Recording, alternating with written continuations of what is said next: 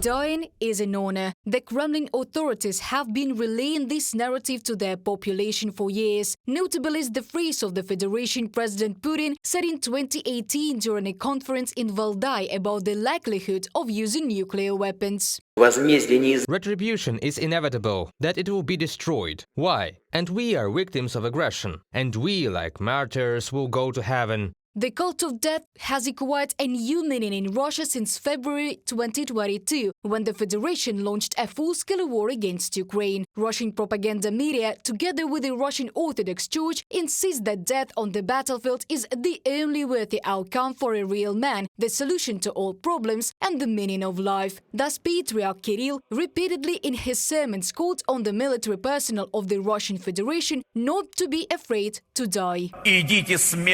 Go boldly to fulfill your military duty, and remember that if you lay down your life for your homeland, for your friends, as the Holy Scripture says, then you will be with God in His kingdom.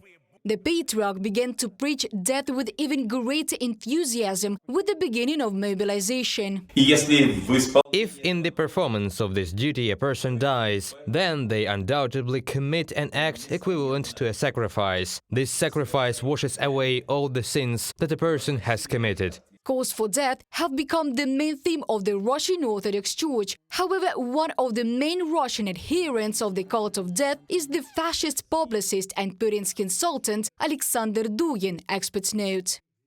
We are breaking through some impenetrable wall with our killed people. When we are done, such a sweet, such pure light will pour out of the gap. Alexander Dugin, Russian philosopher, political scientist, quoted by Novaya Gazeta.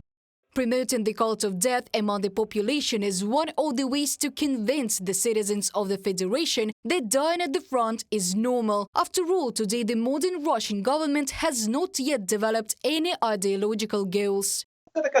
This is such a manipulative technique of sketching out ideology in the Soviet style. The Russian regime strives to protect confidence that everything is normal, everything is controlled. If anything happens, it happens on the periphery. The goals of the war are being released daily. The Russian Orthodox Church plays an active role in promoting the cult of death in Russia, and this is quite natural because the current church in Russia is a legacy of the USSR, experts assure. The Stalinist church still remains Stalinist, KGBist, and it will be ready to fulfill any desires, whims, and even strengthen them, of the ruling elite headed by a dictator. You need to profess the cult of death, and it is a continuation of the Soviet cult of death. In the Soviet Union, they indulged in this extremely and extolled it because the Soviet Union fought, first of all, sacrificing its people. Therefore, in order to somehow explain this, the ideology was developed because it is so good to die for the fatherland. In Russia, the cult of death is becoming the main ideology and new religion, experts emphasize. And this is a purposeful policy, the essence of which is said by the head of state himself when he makes a statement to the whole country.